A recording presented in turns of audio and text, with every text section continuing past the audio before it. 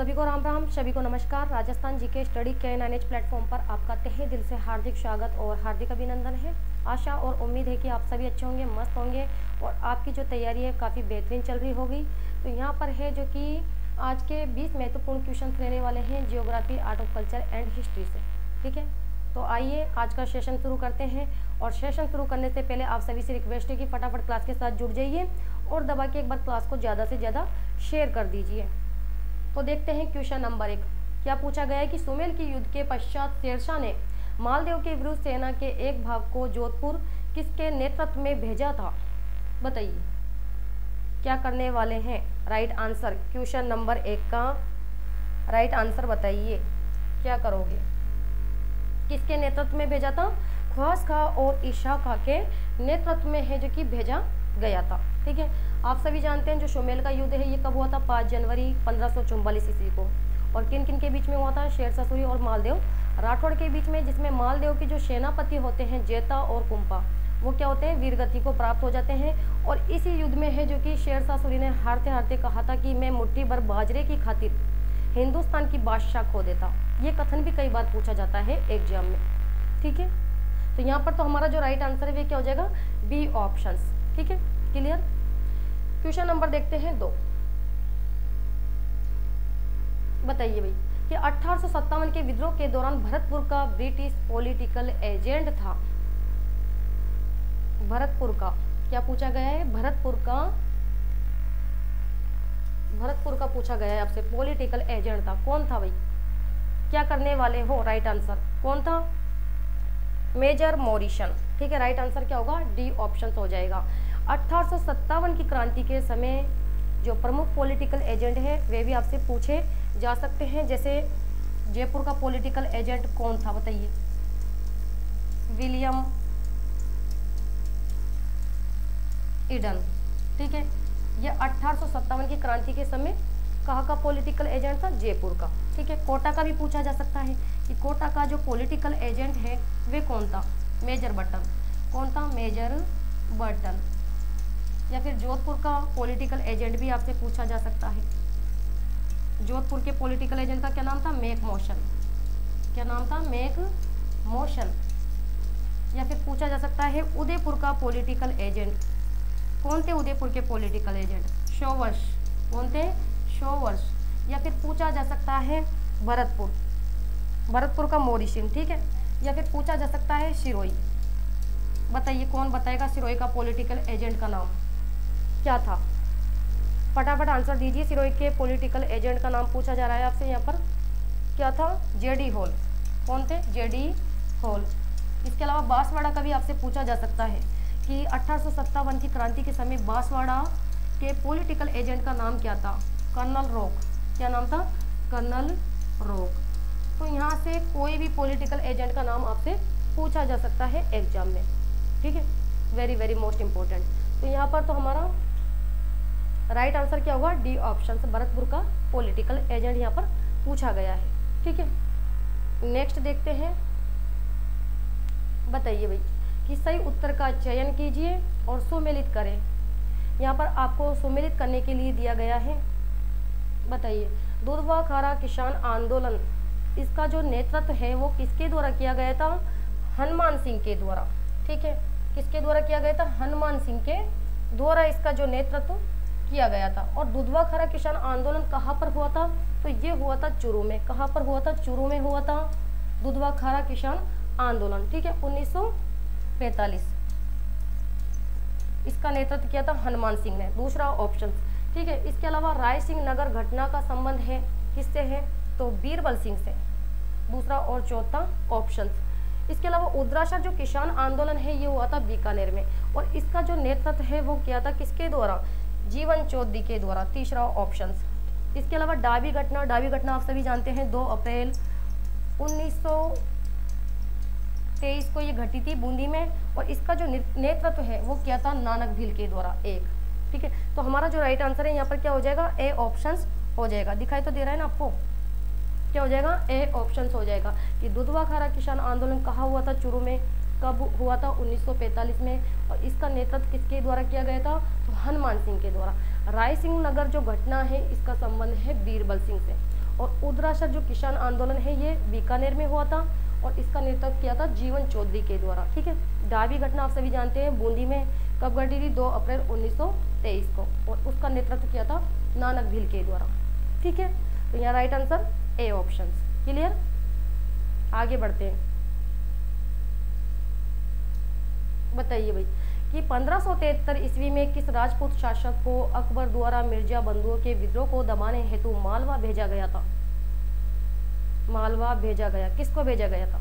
अकबर के द्वारा 1573 ईस्वी में किसको भेजा गया था? यहाँ पर क्या करोगे, बीकानेर के राय सिंह को। और राय सिंह को कौन सी उपाधि दी गई है? राजपूताने का कर्ण। ठीक है, कि राजपूताने का कर्ण कहा जाता है राय सिंह को। कौन कौन सी उपाधि है? एक तो राजपूताने का कर्ण, राजपूताने का कर्ण कहा जाता है, या फिर इनको महाराजा, कौन सी उपाधि दी गई है इसके अलावा? महाराजा, या फिर महाराजा धीराज, महाराजा धीराज, ये उपाधि भी राय सिंह को दी गई है। इसके अलावा राय सिंह को और कौन से नाम से जाना जाता है? तो इन्हें जाना जाता है राजेंद्र। और कौन से ग्रंथ में इन्हें राजेंद्र कहा गया है? तो करमचंद्र। कौन से ग्रंथ में कहा गया है? करमचंद्र वंशोत्कीर्णम। इस ग्रंथ में इनको क्या कहा गया है? राजेंद्र कहा गया है। किसको? राय सिंह को। ठीक है, और राय सिंह वही है जिन्होंने जूनागढ़ दुर्ग का निर्माण करवाया था।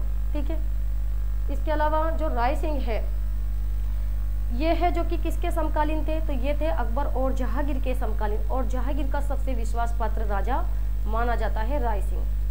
ठीक है, क्वेश्चन के अकॉर्डिंग तो हमारा जो राइट आंसर है वो बी ऑप्शन हो जाएगा कि अकबर के द्वारा 1573 ईस्वी में भेजा गया, तो बीकानेर के राय सिंह को। ठीक है, नेक्स्ट देखते हैं। बताइए कि विग्रहराज चतुर द्वारा लिखित हरिकेली रचना है। ये जो हरिकेली की रचना है ये तो आप सभी जानते हैं विग्रहराज चतुर के द्वारा की गई है, लेकिन ये किस प्रकार की रचना है? ये जीवनी है, या फिर कहानी है, या फिर नाटक है, या फिर उपन्यास है? हरिकेली, हरिकेली क्या है? एक नाटक है भाई। क्या है ये? हरिकेली एक नाटक है। तो हमारा जो राइट आंसर है यहाँ पर क्या होगा? सी ऑप्शन हो जाएगा। और जो विग्रहराज है चतुर्थ, इनका जो मूल नाम है कौन बताएगा? विग्रहराज चतुर्थ का मूल नाम विसल देव। क्या नाम है इनका? मूल नाम विसल देव। इसके अलावा कवि बांधव की उपाधि दी गई है इन्हें। कौन सी उपाधि? कवि बांधव। तो यहाँ पर वही फैक्ट्स आपको करवाए जा रहे हैं जहाँ से एग्जाम में क्वेश्चन बार बार रिपीट होते हैं। कवि बांधव की उपाधि किसको दी गई है? विग्रहराज चतुर्थ को। या फिर है जो कि चौहानों का स्वर्ण काल किसके काल को कहा गया है? चौहानों का स्वर्ण काल किसके काल को कहा गया है? विग्रहराज चतुर्थ के काल को। और जो विग्रहराज चतुर्थ है इनके जो दरबारी कवि थे उनका क्या नाम था? कौन बताएगा? दरबारी कवि सोमदेव। कौन थे? सोमदेव। और सोमदेव के द्वारा कौन से ग्रंथ की रचना की गई थी? ललित विग्रहराज। किसकी रचना की गई थी? ललित विग्रहराज। ठीक है, ये ललित विग्रहराज के रचयिता है सोमदेव। और सोमदेव किसका दरबारी विद्वान था? तो विग्रहराज चतुर्थ का दरबारी विद्वान था। चौहानों का स्वर्णकाल। ठीक है, तो यहाँ राइट आंसर हमारा सी ऑप्शन। ठीक है, नेक्स्ट देखते हैं कि गुर्जर प्रतिहार वंश का अंतिम शासक कौन था? गुर्जर प्रतिहार वंश का अंतिम शासक पूछा आपसे गया है। अंतिम शासक बताइए भाई, अंतिम शासक कौन था? क्या करोगे? कौन बताएगा? यशपाल। ठीक है, गुर्जर प्रतिहार वंश का अंतिम शासक का नाम था क्या? यशपाल। लेकिन क्वेश्चन आपको बनाकर दिया जाए कि प्रतिहार वंश का वास्तविक संस्थापक का नाम बताइए। प्रतिहार वंश का वास्तविक संस्थापक, तो क्या करोगे? बताइए क्या करोगे? प्रतिहार वंश का वास्तविक संस्थापक का नाम आपसे यहाँ पर पूछा जा रहा है। क्या करने वाले हो? नागभट्ट प्रथम। नागभट्ट प्रथम। और ये जो नागभट्ट प्रथम है इन्हें कौन कौन सी उपाधि दी गई है? तो इनको उपाधि दी गई है तो नारायण, या फिर नागावलोक। नागा अवलोक। क्वेश्चन बनकर आ सकता है कि नागावलोक की उपाधि किस शासक को दी गई है? तो नागभट्ट प्रथम को। और ये है प्रतिहार वंश के वास्तविक संस्थापक। लेकिन क्वेश्चन अगर दिया जाए कि प्रतिहार वंश का संस्थापक है, दोनों में अंतर इसमें देखो आप। प्रतिहार वंश का संस्थापक, यहाँ पर वास्तविक नहीं पूछा जा रहा है, प्रतिहार वंश का संस्थापक आपसे पूछा जा रहा है, तो क्या करोगे? हरिश्चंद्र। क्या करोगे, हरिश्चंद्र। ठीक है, और हरिश्चंद्र को कौन सी उपाधि दी गई है, तो रोही नदी उपाधि इनको दी गई है। ठीक है, किसको, हरिश्चंद्र को। ठीक है, या फिर क्वेश्चन बनकर आ सकता है कि मंडोर में वंशावली की शुरुआत किसके द्वारा की गई थी। मंडोर में प्रतिहारों की वंशावली की शुरुआत किसके द्वारा की गई थी, तो रज्जील ने। ठीक है, तो यहाँ तो हमारा राइट आंसर क्या होगा, डी ऑप्शन, प्रतिहार वंश का अंतिम शासक था यशपाल। ठीक है, नेक्स्ट देखते हैं। तो ये ऐसे क्वेश्चन है जो एग्जाम में कई बार छपे हैं या फिर छप कर आ सकते हैं। ठीक है, तो बताइए, राजस्थान में 1857 के संग्राम का सबसे प्रभावी मजबूत विद्रोह कोटा में हुआ और कोटा में क्रांति की शुरुआत कब हुई। बताइए, 4 ऑप्शन है आपके सामने। कोटा में क्रांति की शुरुआत कब हुई, ये पूछा जा रहा है आपसे। कब हुई थी, 15 अक्टूबर 1857 को। Right answer A option. देखिए, राजस्थान में सर्वप्रथम क्रांति की शुरुआत हुई थी नशीराबाद में। राजस्थान में सर्वप्रथम क्रांति की शुरुआत कहाँ पर हुई थी, पहले नंबर पर नशीराबाद में। और नशीराबाद में क्रांति की शुरुआत कब हुई थी, 28 मई। कब हुई थी, 28 मई 1857 को। क्लियर। इसके बाद बताइए, दूसरे नंबर पर कहाँ पर क्रांति की शुरुआत हुई थी, दूसरा भी तो पूछा जा सकता है। तो भरतपुर। कहाँ पर हुई थी, भरतपुर। और भरतपुर में क्रांति हुई थी 31 मई 1857 को। ठीक है, और तीसरे नंबर पर हुई थी नीमच में। नीमच में क्रांति की शुरुआत हुई थी 3 जून 1857 को। ठीक है, उसके बाद हुई थी देवली। देवली में हुई थी 5 जून 1857 को। और उसके बाद बताइए कहाँ पर हुई थी क्रांति की शुरुआत। देवली के बाद कौन बताएगा कहाँ पर क्रांति की शुरुआत हुई थी। अजमेर में। कहाँ पर, अजमेर में, 5वें नंबर पर। अजमेर में कब हुई थी, डेट बताइए। 9 अगस्त। कब हुई थी, 9 अगस्त 1857 को। ठीक है, और छठे नंबर पर कहाँ पर हुई थी, अजमेर के बाद बताइए, एरिनपुरा। कहाँ पर हुई थी, एरिनपुरा। और एरिनपुरा में कब हुई थी क्रांति, बताइए। 21 अगस्त 1857 को। ठीक है, और फिर 7वें नंबर पर हुई थी क्रांति की शुरुआत कोटा में। कोटा में आप सभी जानते हैं 15 अक्टूबर, क्रम याद कर लीजिए, 1857 को। ठीक है, और अंतिम क्रांति हुई थी धौलपुर में। कहाँ पर हुई थी, धौलपुर में। कौन बताएगा धौलपुर में क्रांति कब हुई थी, तो 27 अक्टूबर। कब हुई थी, 27 अक्टूबर 1857 को। ठीक है, तो ये इस प्रकार का क्रम है जो आप ध्यान में रख सकते हो। धौलपुर का भी पूछा जा सकता है, कोई ज़रूरी नहीं है कि कोटा की पूछे वो। वहाँ पर अजमेर भी पूछा जा सकता है, एरिनपुरा भी पूछा जा सकता है, कोटा भी पूछा जा सकता है, देवली या फिर नीमच भी पूछा जा सकता है, या फिर भरतपुर में क्रांति की शुरुआत कब हुई। ठीक है, तो इन्हें आप रट लीजिए। यहाँ पर हमारा राइट आंसर क्या होगा, ए ऑप्शन हो जाएगा। ठीक है, क्लियर यहाँ तक, आगे बढ़े। बताइए भाई, क्वेश्चन नंबर 8 क्या पूछा है कि राजस्थान का वे लोक नृत्य जो केवल महिलाओं द्वारा किया जाता है, ऐसा कौन सा नृत्य है जो केवल महिलाओं के द्वारा ही किया जाता है। 4 ऑप्शन से आपके सामने देख लीजिए। ढोल नृत्य, ये ढोल नृत्य कहाँ का है, जालोर का। और कैसा नृत्य पुरुषों के द्वारा किया जाता है, जालोर का प्रसिद्ध नृत्य है। लेकिन कैसा नृत्य है, पुरुष प्रधान नृत्य है, पुरुषों द्वारा किया जाता है। ठीक है, इसके अलावा जो चंग नृत्य है ये शेखावटी क्षेत्र में पुरुषों द्वारा किया जाता है। शेखावटी क्षेत्र में किसके द्वारा, पुरुषों द्वारा, पुरुषों द्वारा किया जाता है। इसके अलावा अगर हम बात करते हैं घेर नृत्य, तो ये भील पुरुषों द्वारा किया जाता है। इसके द्वारा भील पुरुषों द्वारा। बचा कौन सा ऑप्शन, डी ऑप्शन। जो घूमर नृत्य है ये कैसा नृत्य है, स्त्री प्रधान नृत्य, यानी स्त्रियों के द्वारा किए जाने वाला एक विशेष नृत्य है ये। घूमर नृत्य का देख लेते हैं। घूमर, जो घूमर नृत्य है ये कैसा नृत्य है, राज्य नृत्य है। ठीक है, घूमर कैसा नृत्य है, राज्य नृत्य है। कौन से क्षेत्र का है, मारवाड़ क्षेत्र का है। ठीक है, और कैसा नृत्य है, स्त्री प्रधान नृत्य है। कैसा नृत्य है ये, स्त्री प्रधान नृत्य है, यानी स्त्रियों के द्वारा किया जाता है घूमर नृत्य।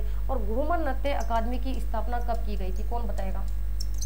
घूमर नृत्य अकादमी, इसकी जो स्थापना है वो कब की गई थी? 1986 में। ठीक है। या फिर जो घूमर नृत्य है इसे कहते हैं लोक नृत्यों की आत्मा। क्या कहा जाता है इसे? लोक नृत्यों की आत्मा। क्वेश्चन बनकर आ सकता है कि लोक नृत्यों की आत्मा कहा जाता है, या फिर नृत्यों का शिरमौर कहलाता है। क्या कहलाता है ये? नृत्यों का शिरमौर, घूमर नृत्य। ठीक है। राजस्थान का कैसा नृत्य है ये? राज्य नृत्य है। तो ये महिलाओं के द्वारा किया जाता है। ठीक है। हमारा जो राइट आंसर होगा वो क्या होगा? डी ऑप्शन हो जाएगा। ठीक है, क्लियर। नेक्स्ट देखते हैं क्वेश्चन नंबर 9। बताइए भाई कि सिक्कों द्वारा नई फसल के आगमन पर कौन सा त्योहार मनाया जाता है? सिक्कों के द्वारा नई फसल के आगमन पर कौन सा त्योहार मनाया जाता है? जब नई फसल आती है तो कौन सा त्योहार मनाया जाता है सिक्कों के द्वारा? कौन सा मनाया जाता है? वैशाखी का त्योहार। ठीक है, वैशाखी का। और ये वैशाखी का त्योहार कब मनाया जाता है? तो ये मनाया जाता है 13 अप्रैल को। कब मनाया जाता है? 13 अप्रैल को। और ये वैशाखी का त्योहार 13 अप्रैल को क्यों मनाया जाता है? कौन बताएगा कि जो वैशाखी का त्योहार है ये 13 अप्रैल को ही क्यों मनाया जाता है? क्योंकि 13 अप्रैल 1699 को क्यों मनाया जाता है? कारण लिख देती हूँ। क्योंकि 13 अप्रैल 1699 को गुरु गोविंद सिंह द्वारा, गुरु गोविंद सिंह द्वारा कौन से पंथ की स्थापना की गई थी? खालसा पंथ की स्थापना। खालसा पंथ की स्थापना की गई थी। इस कारण मनाया जाता है वैशाखी का त्योहार 13 अप्रैल को। ये कारण है उसके पीछे। ठीक है कि वही क्वेश्चन यहाँ से भी मन कर आ सकता है कि खालसा पंथ की स्थापना गुरु गोविंद सिंह के द्वारा कब की गई थी? तो 13 अप्रैल 1699। ध्यान में रखना है। ठीक है। दूसरा ऑप्शन दे रखा है लोहड़ी। तो कौन बताएगा ये लोहड़ी का त्योहार कौन सी तिथि को मनाया जाता है? तो ये तो आप सभी जानते हैं 13 जनवरी। ये मनाया जाता है 13 जनवरी को। और गुरु नानक जयंती ये भी सिक्कों के द्वारा मनाया जाने वाला प्रमुख त्योहार है। लेकिन कब मनाया जाता है? ये मनाई जाती है कार्तिक पूर्णिमा। गुरु नानक जयंती मनाई जाती है कार्तिक पूर्णिमा को। ठीक है, क्लियर। तो ये सिंधी समाज के द्वारा मनाए जाने वाले प्रमुख त्योहार है। नेक्स्ट देख लेते हैं कि जालोर जिले के शातू गांव में किस लोक देवता का मेला भरता है? शातू गांव में कौन से लोक देवता का मेला भरता है? क्या करोगे? वीरपत्ता जी। यहाँ पर राइट आंसर डी ऑप्शन हो जाएगा। और वीरपत्ता जी का जन्म कहाँ पर हुआ था? शातू गांव, जालोर। वीरपत्ता जी, इनका जो जन्म स्थान है वे है शातू गांव, जालोर। शातू गांव, जालोर। और इनका जो मुख्य मंदिर है, मुख्य मंदिर वो कहाँ पर है? तो मुख्य मंदिर इनका है शातू गांव, जालोर में। लेकिन जो वीरपत्ता जी है इनका मेला कौन सी तिथि को बढ़ता है? कौन बताएगा? वीरपत्ता जी का मेला किस तिथि को बढ़ता है? तिथि भी तो पूछी जा सकती है कि वीरपत्ता जी का मेला निम्न में से कौन सी तिथि को बढ़ता है? तो भाद्रपद शुक्ल नवमी को। भाद्रपद शुक्ल नवमी को। और भाद्रपद कृष्ण नवमी को कौन का मेला लगता है? बताइए क्या करोगे अगर आपसे यहाँ पर पूछ लिया जाए कि भाद्रपद कृष्ण नवमी को कौन से देवता का मेला लगता है? तो गोगा जी का। गोगा जी का मेला आप सभी जानते हैं भाद्रपद कृष्ण नवमी को लगता है। और वीरपत्ता जी का मेला लगता है भाद्रपद शुक्ल नवमी को। ठीक है, क्लियर। नेक्स्ट देख लेते हैं। बताइए कि राजस्थान के किस दुर्ग पर जयमल मेड़तिया व फत्ता सिसोदिया की गजारूढ़ मूर्तियां स्थापित की गई? कहाँ पर है मूर्तियां? 4 ऑप्शन से आपके सामने। क्या पूछा है? जयमल मेड़तिया की किस दुर्ग पर? जयमल मेड़तिया फत्ता सिसोदिया की गजारूढ़ मूर्तियां स्थापित की गई कौन से दुर्ग में? जूनागढ़ दुर्ग में। क्या करोगे? जूनागढ़ दुर्ग। और ये जूनागढ़ दुर्ग कहाँ पर है? बीकानेर में। कैसा दुर्ग है ये? धान दुर्ग। जूनागढ़ दुर्ग कहाँ पर है? बीकानेर। निर्माण किसने करवाया था जूनागढ़ दुर्ग का? राय सिंह ने। अभी बताया था मैंने आपको कि जूनागढ़ दुर्ग का निर्माण राय सिंह द्वारा करवाया गया था। और कौन से दुर्ग की श्रेणी में आता है ये? तो धानवन दुर्ग की श्रेणी में आता है। ठीक है, जूनागढ़ का दुर्ग। और इसे जमीन राजेवर दुर्ग भी कहा जाता है। जमीन राजेवर दुर्ग पूछा जा सकता है। कि जमीन राजेवर दुर्ग किस दुर्ग को कहा जाता है, तो जूनागढ़ दुर्ग को कहा जाता है। और इसके संबंध में किसका क्या कथन है बताइए। कि सुना है कि वहां की दीवारें बोलती भी है।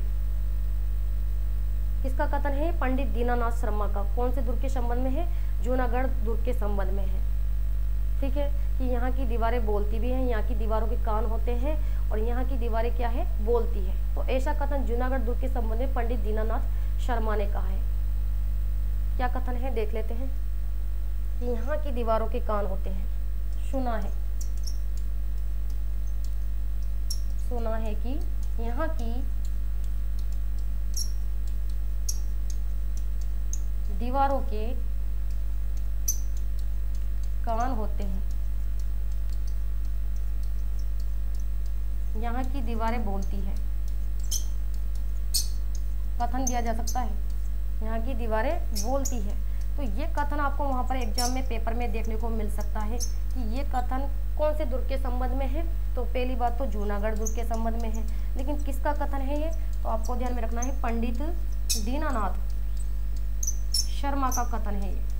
ठीक है, जूनागढ़ दुर्ग के संबंध में कि सुना है कि यहाँ की दीवारों के कान होते हैं और यहाँ की दीवारें बोलती है। ठीक है, क्लियर। यहाँ पर हमारा जो राइट आंसर है ये क्या हो जाएगा भाई? सी ऑप्शंस। ठीक है, जूनागढ़ दुर्ग। नेक्स्ट देख लेते हैं क्वेश्चन नंबर 12 कि राजस्थान का दूसरा हवा महल कहा जाता है। राजस्थान का दूसरा, ध्यान देने वाली बात है, राजस्थान का दूसरा हवा महल। राजस्थान का जो प्रथम हवा महल है वो आप सभी जानते हैं जयपुर में स्थित है, जिसका निर्माण किसने करवाया था? सवाई प्रताप सिंह ने। ठीक है, और वास्तुकार कौन था? लालचंद उस्ता। और जो जयपुर में हवा महल है उसमें आप सभी जानते हैं 5 मंजिल है। प्रताप मंदिर, रत्न मंदिर, विचित्र मंदिर, सूर्य मंदिर और हवा मंदिर। ठीक है, लेकिन यहाँ पर आपसे दूसरा हवा महल पूछा है, तो दूसरा हवा महल कहाँ पर स्थित है? दूसरा हवा महल कहा जाता है खेतड़ी महल को। ये कहाँ पर है? झुंझुनू में स्थित है। ठीक है, और राय का बाग पैलेस ये है जोधपुर में, जिसका निर्माण जसवंत सिंह ने करवाया था। ठीक है, इसके अलावा अबला मेणी का महल ये कोटा में स्थित है। और ये अबला मेणी का महल क्या कहलाता है? राजस्थान का दूसरा ताजमहल। क्या कहलाता है? राजस्थान का दूसरा ताजमहल। क्वेश्चन बनकर आ सकता है कि राजस्थान का दूसरा ताजमहल कहा जाता है, तो अबला मेणी के महल को। और राजस्थान का प्रथम ताजमहल जसवंतथड़ा। ये जसवंतथड़ा कहाँ पर है? जोधपुर में, और इसका निर्माण करवाया था सरदार सिंह ने। ठीक है, ये राजस्थान का प्रथम ताजमहल है। राजस्थान का प्रथम ताजमहल कहा जाता है जसवंतथड़ा, और जसवंतथड़ा जोधपुर में स्थित है, जिसका निर्माण किसने करवाया था? सरदार सिंह ने। निर्माण सरदार सिंह। इसके अलावा जो अबला मेणी का महल है इसका निर्माण किसने करवाया था? कौन बताएगा? राव मुकुंद सिंह के द्वारा। किसके द्वारा? मुकुंद सिंह के द्वारा। क्लियर। तो इस प्रकार से ये छोटे छोटे से फैक्ट्स हैं जहाँ से क्वेश्चन एग्जाम में आपसे पूछे जा सकते हैं। ठीक है, तो यहाँ पर हमारा राइट आंसर क्या हो जाएगा? बी ऑप्शन हो जाएगा। क्लियर। आगे बढ़ते हैं क्वेश्चन नंबर 13। बताइए भाई कि राजस्थान का एकमात्र दुर्ग जहां मुस्लिम महिलाओं ने जौहर किया था, ऐसा कौन सा दुर्ग है राजस्थान में जहां मुस्लिम महिलाओं के द्वारा भी जौहर किया गया था? 4 ऑप्शन से बताइए। क्या करने वाले हैं? भटनेर का किला। ठीक है, और ये कहाँ पर स्थित है भटनेर का किला? तो ये है हनुमानगढ़ में। भटनेर का देख लेते हैं पहले। भटनेर का किला है हनुमानगढ़ में, और कौन सी नदी पर है? गग्गर नदी पर। कौन सी नदी पर है? गग्गर नदी पर भटनेर का किला। और भटनेर का जो किला है इसका निर्माण किसने करवाया था? कौन बताएगा? बताइए कि जो भटनेर का किला हनुमानगढ़ में स्थित है उसका निर्माण करता कौन है? भूपत। किसने करवाया था इसका निर्माण? भूपत। और इसका वास्तुकार भी आपसे पूछा जा सकता है कि भटनेर के किले का वास्तुकार कौन है? केकैया। कौन है? केकैया। ठीक है, और राजस्थान का सबसे प्राचीन किला है ये। क्या है ये? राजस्थान का सबसे प्राचीन किला। तो ये छोटे छोटे फैक्ट्स हैं। राजस्थान का सबसे प्राचीन किला मिट्टी से निर्मित किला। ये कैसा किला है? मिट्टी से निर्मित किला। मिट्टी से निर्मित किला। इसके अलावा इसके संबंध में कोई बताएगा इसके संबंध में कौन सा कथन कहा गया है भटनेर के किले के संबंध में, बताइए। भटनेर के किले के संबंध में किसके द्वारा क्या कथन कहा गया है, ये भी बता दीजिए। कि मैंने आज तक इतना सुरक्षित और मजबूत दुर्ग पूरे हिंदुस्तान में नहीं देखा है, ये कथन कहा गया है भटनेर के दुर्ग के संबंध में। देख लेते हैं क्या कथन है।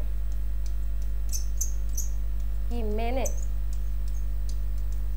आज तक इतना सुरक्षित मजबूत दुर्ग पूरे हिंदुस्तान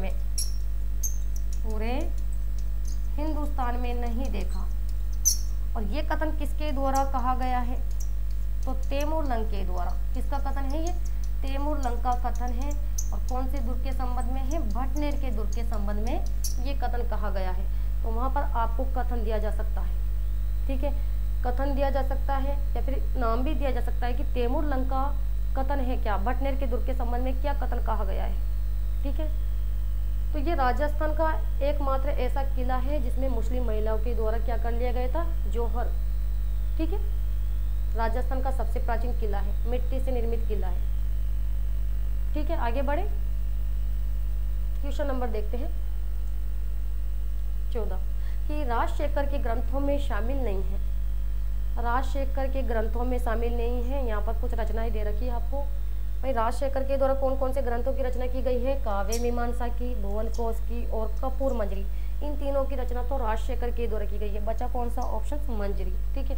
मंजरी राजशेखर की रचना नहीं है। नेक्स्ट क्वेश्चन देखते हैं, क्वेश्चन नंबर 15 कि आमेर के जयसिंह प्रथम को मिर्जा राजा की उपाधि किसने दी।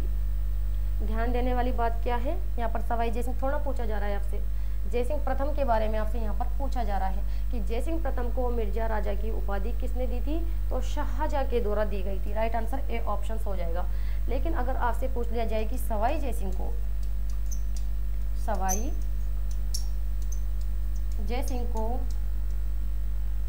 सवाई की उपाधि ये किसके द्वारा दी गई है, नाम बता दीजिए, कौन बताएगा कि सवाई जयसिंह को सवाई की उपाधि किसने दी है। फटाफट आंसर दो, क्या करोगे। सवाई जयसिंह को सवाई की उपाधि किसके द्वारा दी गई है, औरंगजेब ने। किसने दी है, औरंगजेब ने। किसने दी है, औरंगजेब ने दी है। लेकिन अगर थोड़ा से अलग से तरीके से पूछ लिया जाए आपसे, थोड़ा सा और चेंज कर देते हैं, जैसे सवाई जयसिंह को राज राजेश्वर की उपाधि किसके द्वारा दी गई है। यहाँ पर भी बात सवाई जयसिंह की हो रही है कि जो सवाई जयसिंह है, सवाई जयसिंह को राज राजेश्वर, किसकी उपाधि, राज राजेश्वर की उपाधि ये किसके द्वारा दी गई है, कौन बताएगा। भाई सवाई जयसिंह को सवाई की जो उपाधि है वह तो औरंगजेब ने दी है, लेकिन सवाई जयसिंह को राज राजेश्वर की उपाधि किसके द्वारा दी गई है, किसके द्वारा दी गई है, मोहम्मद शाह के द्वारा। मोहम्मद शाह ने दी है सवाई जयसिंह को राज राजेश्वर की उपाधि, ठीक है। तो कंफ्यूज करने वाले फैक्ट से ये, ठीक है। तो मिर्जा राजा जो जयसिंह है उन्हें मिर्जा की जो उपाधि है वो तो शाहजहां ने दी है, और सवाई जयसिंह को जो सवाई की उपाधि है वे दी है औरंगजेब ने, ठीक है। बार बार रिपीट कर रही हूँ मैं। इसके अलावा जो सवाई जयसिंह है उन्हें राज राजेश्वर की जो उपाधि है वे दी है मोहम्मद शाह ने, ठीक है। इस प्रकार के क्वेश्चन एग्जाम में अधिकतर पूछे जाते हैं। बताइए क्वेश्चन नंबर 16 कि मेवाड़ भील कोर की स्थापना कब की गई। मेवाड़ भील कोर की स्थापना कब की गई, सन दिए गए हैं यहाँ पर, आपको क्या करोगे। मेवाड़ भील कोर की स्थापना ये की गई थी कब, 1841 ईस्वी में। और इसका जो मुख्यालय है वे रखा गया था किसे, बताइए। इसके मुख्यालय का क्या नाम था, खेरवाड़ा। मुख्यालय भी पूछा जा सकता है। लेकिन अगर आपसे पूछा जाए कि शेखावटी